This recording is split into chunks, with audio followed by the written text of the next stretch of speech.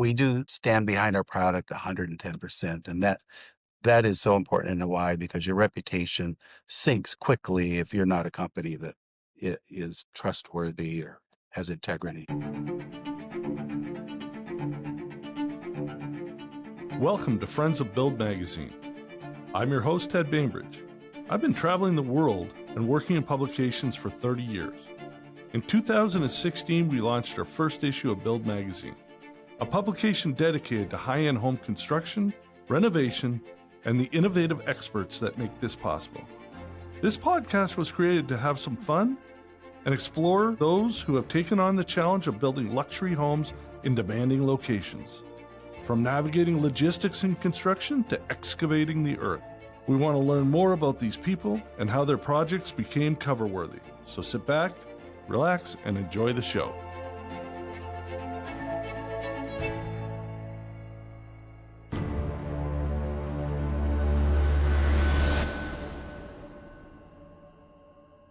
So we're here for another episode of Friends of Build magazine. I'm here with Mark Mason of Pacific Source in Hawaii, but he is I think you're in Kirkland, Washington, aren't you? Yes. All right. You're the second guy from Kirkland I've done a podcast with today. Funny. There's a gentleman, Stacy Ekman, who owns Alair Homes in Kirkland. They've been a good client of ours for a while, and so I did a podcast with him today. Fascinating. So I read your bio, and you have done a magnificent job in Hawaii, but I also live in Scottsdale, and you've got some roots down here somewhere. Not That's too right. far from me. So, I was born in Scottsdale, actually in Phoenix before they had a hospital in Scottsdale. So both of my parents are from Arizona, and one set of grandparents is from Arizona. So my one granddad was a doctor before Arizona was even a state. So he was registered as doctor number 101 in the territory of Okay, Arizona. I think that's awesome. Yeah, and he moved from Pittsburgh because he had kind of a lung disease, which people get, that were living in those days, and moved to Flagstaff, Arizona. So he was the only doctor in Flagstaff for quite some time and helped build a hospital up there and basically worked with mostly loggers and Native Americans and then people at the college there. There was a small college. And interestingly enough, he knew the gentleman that built the observatory there. So they played bridge together. So that was where they discovered Pluto, the seventh planet. Is it really? Little observatory. No kidding? Yeah, that's worth a look. It's a great tour. And they also have hours when you can look through the telescopes, the Lowell Observatory. That would be fascinating. I did not know that. It's a super interesting story. He also came from the East and was convinced there was another planet out circling the sun just through mathematical calculations. So I don't know if you've ever seen the movie Hidden Figures with Kevin Costner and those three black ladies down in Mississippi. Only because I'm not smart enough to even comprehend any of that stuff. And I look at what those people do when they look out into the stratosphere. And for him to think, I think there's another planet. First, and that school was from 1899, I think, is when it started. Yeah. And my granddad moved there 1907 or something like that. Okay, so you must have been in Arizona before air conditioning was a thing, or just about at that time, weren't you? Yeah. So houses had swamp coolers, so that Yeah, if you know what that is. So that I was do. the means of They're noisy. yeah, keeping things cool. But you didn't really get bothered. I mean, it was just the way it was. And you ran around without shoes and played all day when you were a little kid and in the heat of the summer. And then swimming pools started to become a thing. And so if a neighbor had a swimming pool, well, that was the greatest. Nowadays, almost everybody has a pool there. So then you go to UW and you get into the construction business. I thought it was fascinating to hear about your dealings with Hawaii and Alaska. And obviously the early lines or the early days of the Matson line, which I'm dying to hear about, because your company, by the way, you're the cover of the magazine this year, and that house is magnificent. Yes, we are very lucky to be involved in some very beautiful homes, great Yeah. architecture, and and builders. Yeah, when we were working with Matson out of Seattle in the beginning, they would sail every 3 weeks. So you really had to plan ahead if you were building in Hawaii. Resources were extremely limited. People would rely on us to send them everything. I mean, the copper wire, the plumbing pipes, the outlets, all the hardware, the drywall, the roofing, of course, doors, windows, lumber, and we would containerize it, 2 or 3 containers for a kind of a modest home, and it could be a couple more containers for a larger home. But people that just expected us to be able to facilitate every product required, carpet, whatever it might be. And then eventually they reached out to us for all kinds of other things too, tools or appliance parts, machine parts, just all kinds of things we would help people source and ship to them. And just because it was much easier for us to take care of that than for them to attempt to orchestrate it from, say, Kauai. Right. So that was a fun part of our history when you just felt like you were helping your customers. They become your friends, and you'd go to the islands and everybody would want you to stay at their house.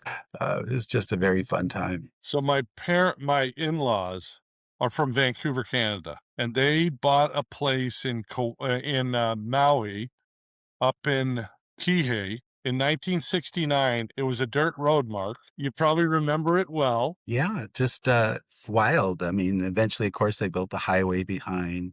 Yeah, Uh, there was no Wailea. McKenna was very remote, and they did have a dirt road going out that far for a few interesting people that wanted to build, that in that area. and they did have a nude beach. That's right. I'm not trying to make you 25 or 35 years younger, but I do remember the nude beach. Yeah, for sure. Very funny. But it's just you look at it and it's pretty impressive what's happened. And listening to your stories, what year was this that you were sending containers over? When I started during school in that division of the lumberyard in Seattle, it was 76. Okay. Okay. So I've been doing it for 50 years now. Wow. Happy anniversary. Thank you. My first concert in Toronto was in 1976. So how did you organize all this? I mean, it's kind of funny. I'm thinking about you're taking my brain back because we're similar age, and I'm just thinking of logistics. I mean, we didn't have computers. The Matson line, my father-in-law, he was a partner with Deloitte and Touche, and he always said they were mafia because nobody else could go to the island. Yeah. Like it was them or nobody. And maybe Costco broke that code, but I don't know what happened. I know obviously boats go over daily instead of every 3 weeks. Yes, that's a fact. Matson is still very strong, but they don't own the market like they used to for sure. There's a couple competitors, one steamship company and one barge line. Okay. And they used to shuttle people over there. It was a cruise ship as well as a cargo ship. So, Okay. uh, How this long goes does it take crazy. to get there by boat? 2 weeks? Well, nowadays it's only 5 days. Okay. If you're going to Honolulu, neighbor islands take a week and a half or so because they have to Okay.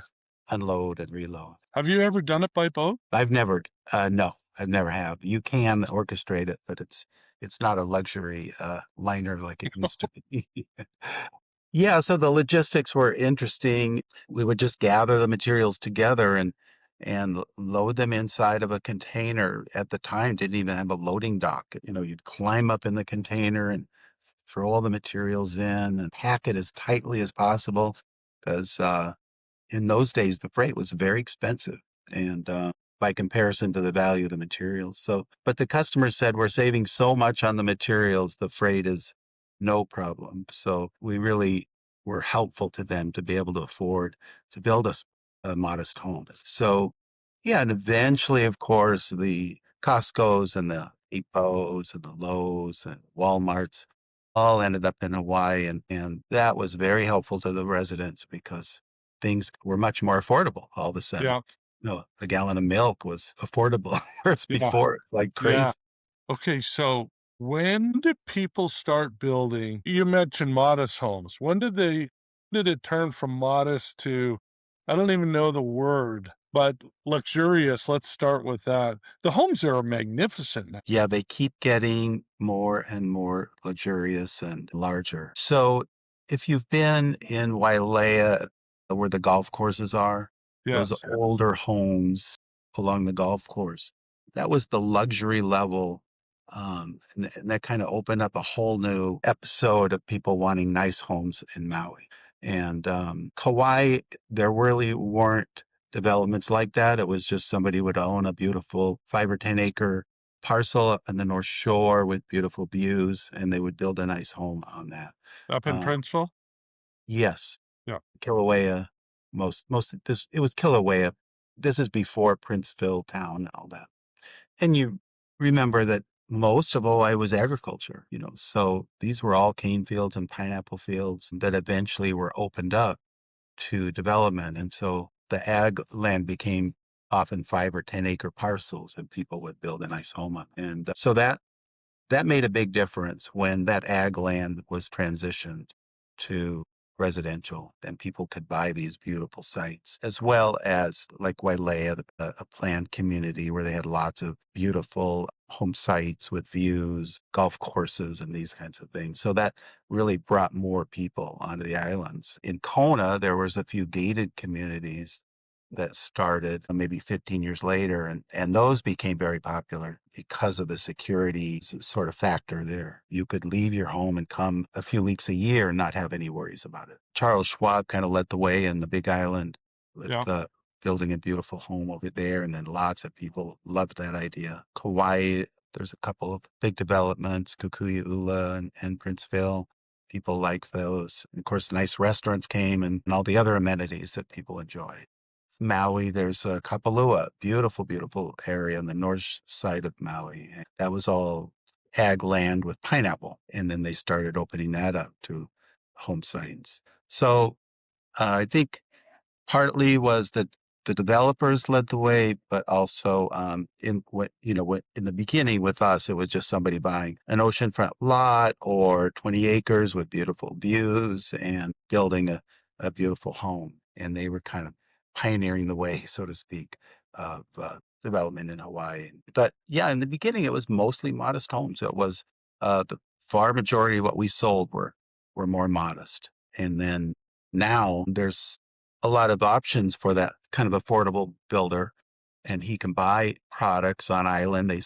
There are companies that stock a lot of lumber and windows and doors, everything. So Home Depots and places like that. It's not like it used to be. So our company has evolved more to the luxury level where you have to order it specific for that home. So the cabinets are made to order, the doors and windows, all the products are very customized. And we sell these massive door openings that go out into the lanai, 20 feet Yeah. wide. It's all wide open, indoor, outdoor living. Those are really a magnificent feature today. Your showroom in Maui is beautiful. We have two new showrooms. Last year, we opened up a brand new one in Kona and a Yes. brand new one in Kauai. They're fantastic. So even Maui is beautiful as well, but it's probably 15 years old, whereas these others are brand new, so they're pretty darn nice. So I'll give you a little small world. When you bought John out in Kona, I walked in and there's a guy there, Dave, who works for you. And he goes, I know you. His ex wife used to work for me in Bend, Oregon. No kidding. That's funny. And I go, I know you. He goes, yeah, it's Dave.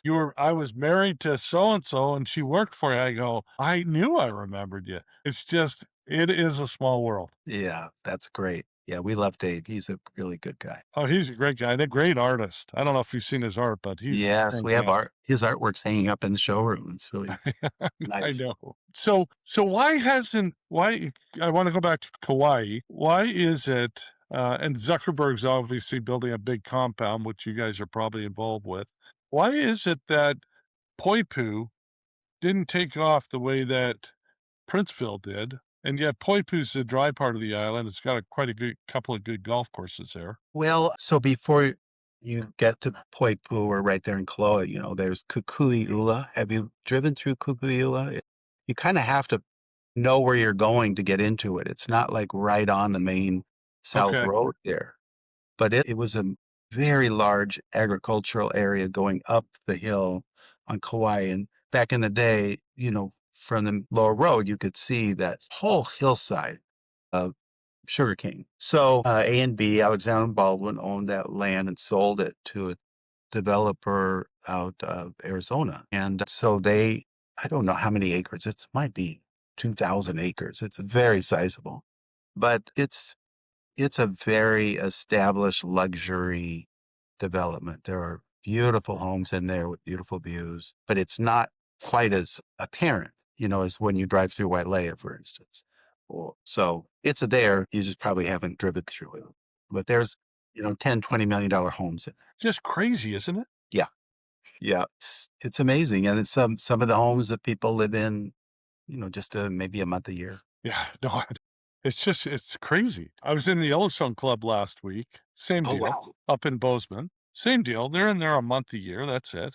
But, you know, it's just another asset. Mark, talk to me about logistics in running a business out of Seattle that you don't live in Hawaii.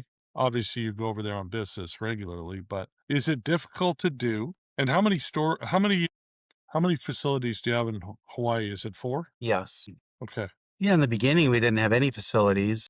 We relied on other companies to unload and distribute the materials. And eventually we realized we'd need our own warehouses and truck drivers, and that made a big difference. So that part of the logistics was really essential as we grew to be able to unload the containers and deliver them to the job sites. And one thing we do here in Seattle is we crate everything and palletize it. So when it goes into the container, it's very easily unloaded with a forklift and then loaded onto a truck for delivery. So they're not dealing with loose freight in any way. So it's very safe and it's all been checked in and examined before it's put in a container. So that avoids the unhappy situation where something was made wrong or damaged. Okay. Contractors really rely on us to make sure it's all correct before it gets to them. So we put more focus on the logistics on the mainland side where the vendors bring us the materials. We can go and get them, the morning before a sailing if we need to.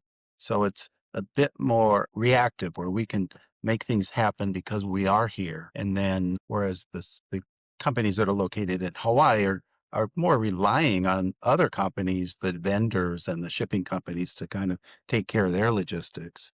So we have more control on the material flow before it gets into the container. They have the advantage that they're in Hawaii, of course, and the relationships that are important. We do have about 20, 25 employees that are in Hawaii, so we're definitely have a strong presence there. But, our competitors like to tell people we're not local. We're from the mainland. So there is that interesting dynamic. But our reputation is super important. When we've always said, gosh, go overboard to take care of your customers because, they're nervous that they're going to get something that isn't quite right. And are we going to take care of them? And so in the beginning years, gosh, something arrived damaged. Just, hey, I'll air freight you a new one. Just, Yeah. can you wait a few days? And it's funny, 6 times out of 7, they'd say, you know what, I can make it work. I'll just fix it. Don't worry about it. But they wanted to hear, hey, what do you need? We'll take care of it. And gave them the assurance that if it was necessary, we'll do whatever is needed to help them through a problem. Nowadays, of course, with the quicker shipping, 5 days, air freight doesn't make any sense anymore. But we do stand behind our product 110%. And that is so important in Hawaii because your reputation sinks quickly if you're not a company that is trustworthy or has integrity. So do you, and I'm not trying to get you into trouble, but it is a factor in Hawaii, and that is surf's up. And some of the people over there, like some of the builders that obviously we both deal with, they factored it in, but they're from the mainland originally. So they do get frustrated with, hey boys, like let's just get the job done and then go to the beach, as opposed to let's go to the beach first and the job will wait. Yeah, I mean, I have a sense, or my philosophy is, it's not easy to live in Hawaii. The cost nowadays is so expensive. Yeah.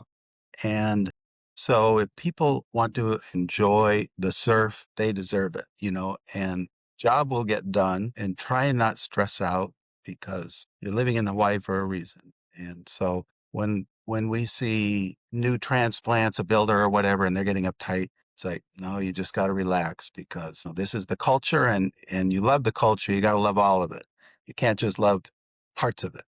So I sometimes remind people when they get into a stressful situation and say, you're building a house in Hawaii because partly because you love the culture. Is that right? Yes. Well, then give some people grace because they're the ones that are making you happy, their families and their cousins and all that. So it can be difficult for somebody from the mainland is looking at their watch or their expenses and it's not going the way it should and it's costing more, but most of these people are pretty well off and they can afford it.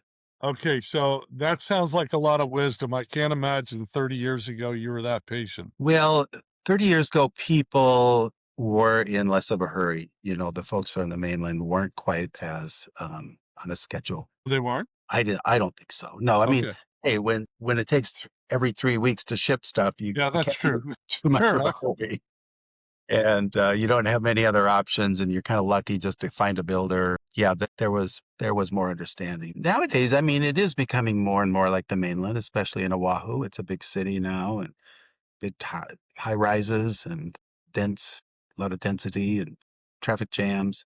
So the people that I know that work there still maintain that deep sense of family and community and love having their barbecues and friends over. So I really cherish it that they've been able to maintain that.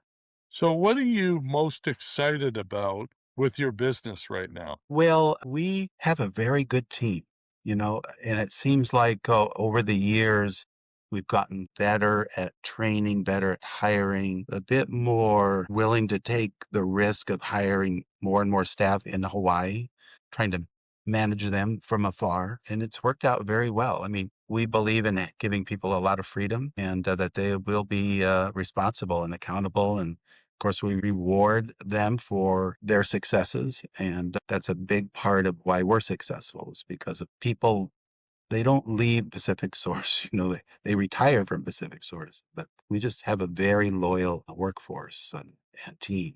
I don't know if that answers your question, but Yeah.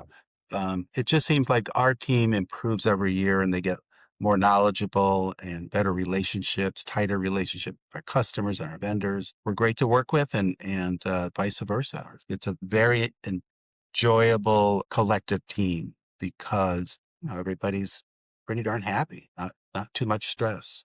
I think that's a better answer than most because we're not private equity. We're not numbers. When I go into you mentioned Costco. When I go into Costco, those people are happy. Obviously, a very well run company because the team is happy. And that equates to there's no panic with the customer because the team goes, I got you. I'll look after you. What can I do for you?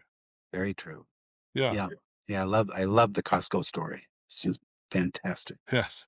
Yes. The Costco story is fantastic. It's amazing what they've been able to do and to have people like we chased around to go to Costco number one, which is in Kirkland, just to say, hey, we went to store number one. Yeah, that's beautiful. Yeah, their motto of just how can we lower the prices to our customers?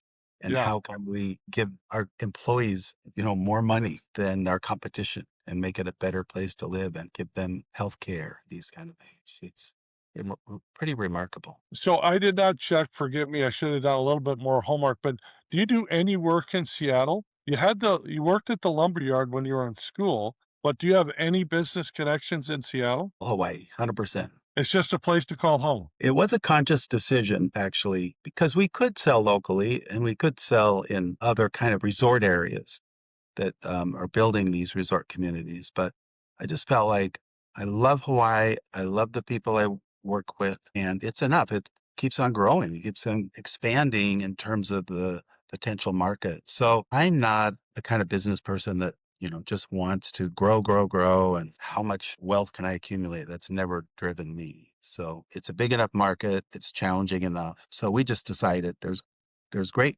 suppliers in Seattle already. I don't need to compete. So what projects or what drives you in the morning when you get up? What projects do you get excited about? There's got to be stuff that comes across your desk that's not the same old, same old. And This is a really cool project. I'm excited about being part of it. Well, I like to win every single time. It's really about that. I Are wanna you a win. Seahawk fan? Yeah, yeah, that's pretty exciting. I'm very competitive. If it's a affordable project with 20 homes that are being built just as affordably as possible versus one super luxury home, that doesn't really matter to me. I wanna win them both. I wanna do a great job in both and offer great prices, and, if we make a mistake or we lose a job, that gets at me. So you got to win every time in a healthy way, motivate people and find solutions, find new ideas. How can this be done better, more affordably, whatever? So I'm kind of a problem solver. People come to me. Here's a dilemma. What should we do? And with all the experience I have, usually I can figure something out. I think the beard is called wisdom, and they probably come to you and go, I bet you Mark's got an answer for our problem. He's probably Yeah. been there before. Been there before, or I'll do the research, figure it out. How do you figure I'm thinking of your cabinets, and obviously your appliances are magnificent. Fleetwood Windows, obviously a great company.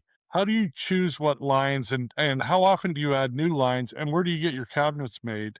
I'm assuming on the mainland, and are they difficult to ship? They're not difficult to ship. You have to be very careful and crate them up very carefully. But recently, we had a big vendor who went out of business. He retired. He was in his 70s and he decided to close up. We thought he was going to transition, and sell it or have a family member run it. But one day we get a call, and he was our high-end custom line. So we quickly pivoted to crystal cabinets. They're in the Midwest. They're Okay. a, they're a real nice high-end line. They've been doing really well for us, and Belmont is a really big partner for us, and they've helped us in some of those jobs as well. So between an existing vendor and a new one, we were able to transition all those jobs to a new brand, and the customer said, "Well, if you think that's going to work, then great."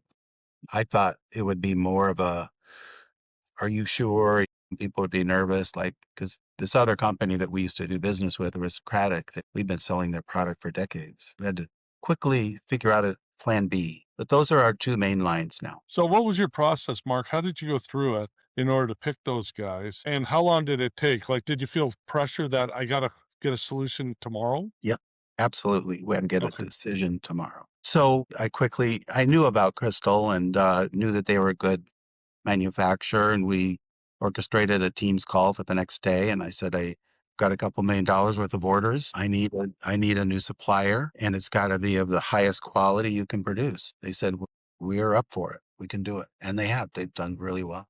How does the salt air affect your product?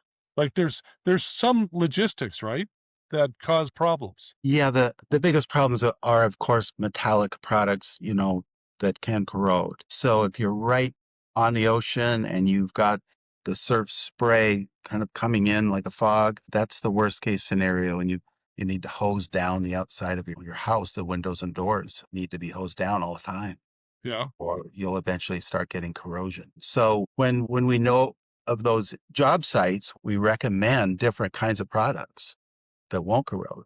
So, for instance, fiberglass is a really exceptional product for doors and windows. It's impervious to the salt. So that's really the best thing to use if you're really in a tough job site condition. And there are plenty of those in Hawaii. Yeah. The east shore of Oahu and Kauai and Maui, they all are in that windward condition, and that salt just rolls right up. So it really is as simple as just hosing down after you've had, whether it be rain or fog, mist, sea mist, just hose down the outside of your house, and that'll get rid of Yeah, a but lot of the problems? it does, but you have to do it every few days. So if you're not living in the home, your gardener or somebody's got to come over and handle it. Otherwise, people will leave it for a year and come back. It's like, well, that salt's been building up for a year and it's going to, Yeah. start to create problems. The products are still pretty impervious. After 5 or 6 years of kind of not maintaining it, then it can be in pretty bad shape. Okay. How long have you been a Fleetwood dealer? Their windows are Oh, magnificent. yeah. Oh, gosh. I'm going to say 40 years. Long time. Yeah. Back when they just offered a Very simple door. Okay. So you've known Mark McCoy a long time. Yeah, of course, they've sold the company now. It's no longer owned by the McCoys, and there aren't any McCoys. Well, there's a nephew that works there, I think. Yeah, it's still a great product. They keep improving it. It's a great company. It's just not a family-owned company. Mark had quite a reputation in the industry. Yeah, he did. He was uh he was a challenge, but he was kind of a genius too. I mean, he was the one who innovated all those products. He was pretty darn amazing, but he was challenging to work with. We went to KBiz, and this has got to be 8 years ago. First time we had ever been. We were wet behind the ears. We had probably 3 or 4 different titles of Build magazine, and we go up to Fleetwood Windows, and we don't even know who they. I mean, we know who they are, but we don't. We're dealing with Sierra Pacific and Pella and some of the other guys, and we see Fleetwood. Oh yeah, Fleetwood. They're out of California. We know a little bit about them. Go in there. He is the owner or marketing director around here. And they go, well, yeah, the marketing director's right there. I'll introduce you. And that's the owner over there. And we literally went to Mark and said, hey, Mark, how you doing? This is who we are. And I handed him a copy of one of the magazines. It could have been Jackson Hole or whatever. And he looks through it and he goes, this is beautiful. And he goes, and trust me when I tell you, if it wasn't, I wouldn't tell you it's beautiful. He said, now's not the time, but call me next week. Great. Yeah. He loved that luxury feel, that Yeah. image. And he took it from a super simple product to kind of the ultimate leading product in the category. So I hand it to him. And everybody I talked to about Mark McCoy has the same reaction you did, Mark. They just go, "Oh yeah," because 'cause they've dealt with him. Yeah. Yeah. Well, he kind of forced you to become a company in the image that he wanted, which was a luxury level dealer. So you had to have a beautiful showroom with people that knew what they were talking about, and you couldn't half-ass it. I mean, it was either his way or you're not a dealer. Are you saying that he was probably a really good poker player and he knew if you were bluffing or not? He held all the cards, you know. Yeah. He but what's wrong with that? I mean, there's nothing wrong with pushing you to be better. Amen. I mean, people would complain. It's like we're better off for it. We're a better Yeah. company because he pushed us, and Yeah. so I like it. Yeah. Who else out there impresses you in your space? Well, our main competitor is HPM, Yeah. and they're a fourth generation company based in Hilo, Hawaii. Now they're on all the islands. Yeah. Very, very good people, good company. So nothing but good things to say about him, even though, we compete fiercely. They kind of have their niches and we have ours, and fortunately. But yeah, that's interesting. And nowadays, of course, you have lots of suppliers that are specific to certain niches. I mean, flooring suppliers, and Yeah. drywall and framing suppliers, and all over the board. There's now specialty companies, lots and lots of cabinet dealers out there that are small independents. So we have a lot more competition than we ever did. I was thinking when I asked the question more less about an HPM. They're a classy outfit. I'm a big fan of good competition is good for all of us because we all want to win, but you need good competition to be better yourselves at what you do. But I was thinking any products out there that you go, we're looking at this line. We think that they'd be a great asset to be part of Pacific Source and the family of stuff that we offer. That's what I was kind of the direction I was in. The larger companies like Marvin, Anderson, Fleetwood, they're innovating constantly. Marvin just came out with a whole new line of fiberglass. It's really fantastic window line. Anderson's coming out with a new clad product this year, and it's going to be dynamite. Fleetwood's got quite a few innovations coming up this year as well. So fortunately for us, the existing companies are investing, and they're, innovating and keeping up with what they think the trends are going to be. We see less focus on the European lines, maybe because of tariffs or maybe because of the American companies have figured out how to create luxury in the millwork arena, doors and cabinets. I appreciate that. It's a lot easier to buy product on the mainland than wait 6 months to have it built in Europe. And that can be large door systems or cabinetry and these kinds of things. And even the appliance lines, the Europeans made fabulous appliances, still do, but the American companies are catching up. So, and surpassing them in some ways. So I think Sub-Zero Wolf is incredible. They have hundreds of engineers working for them to create the very best product possible, and some of the other American lines too. So I appreciate that American companies are staying at the curve or ahead of the curve, that we don't have to go elsewhere for these super premium products. It used to be very common, for the real high-end windows, people wanted Italian lines, Yeah. German lines, and steel and bronze windows and doors and these kind of things. And it just, create a lot of challenges.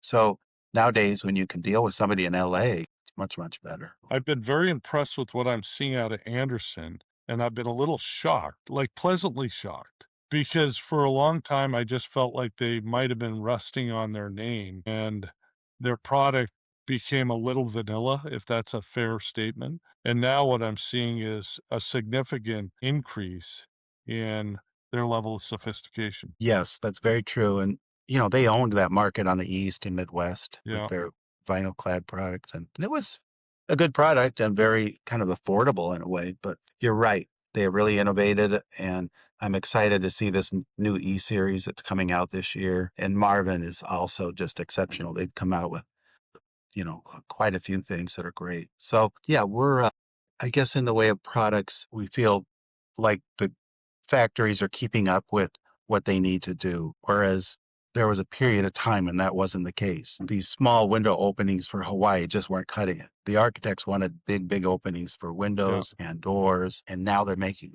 them. You can get pretty darn large casement windows, 8 feet high and 4 feet wide casement out of It's Marvin and Anderson. incredible. Yeah, it's amazing. So, and I'm sure those things are very difficult to engineer, but yeah, now when an architect designs these massive openings and big views, the factories can accommodate it. It's interesting in that, like I said, I live in Scottsdale, and so we've got windows that come out like this so that you're not looking at any beams or anything. It's just you're looking at Pinnacle Peak. And Hawaii forever was these big expanse doors, and now they've become regular in other warm climates, not just Hawaii. But I look at Hawaii and I go, man, the hurricane rating of what they've done with these doors. Now, to your point, you can have 10 or 12-foot doors that are still hurricane rated. I'm just blown away. Right. Very true. It's amazing. And some people invest in the hurricane ratings, and other homeowners say, well, it's been 30 years, so I'll take a risk. 'Cause it is a lot more expensive when you upgrade it to those levels. And others say, well, we'll put plywood around the outside perimeter, which is what they do like in the South.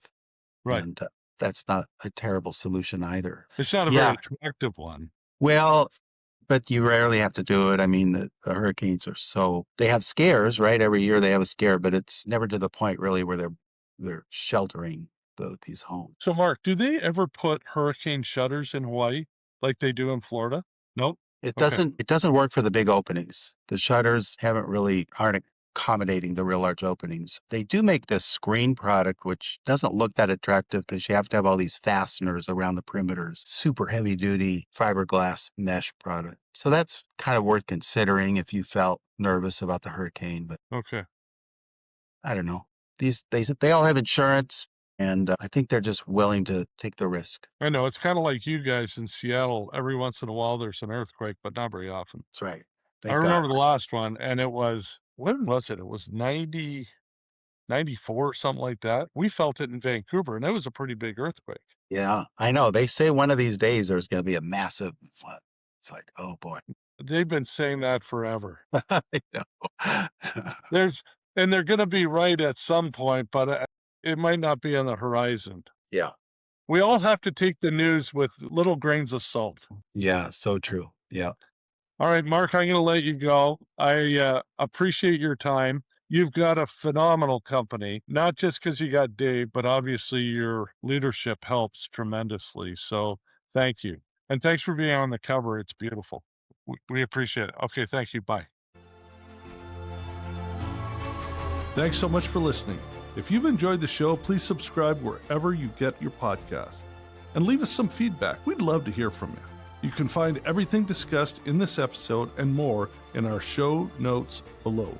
I'm Ted Bainbridge, and you've been listening to Friends of Build Magazine podcast.